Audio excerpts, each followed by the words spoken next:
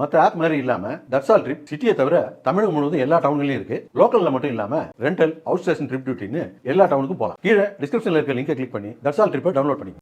தேர்தல் வாக்குறுதியை நிறைவேற்றவில்லை என்றால் எம்எல்ஏ பதவியை ராஜினாமா செய்து விடுவேன் என கோவில்பட்டியில் நடைபெற்ற கூட்டத்தில் நாம் தமிழர் கட்சியின் வேட்பாளர் தெரிவித்தார்.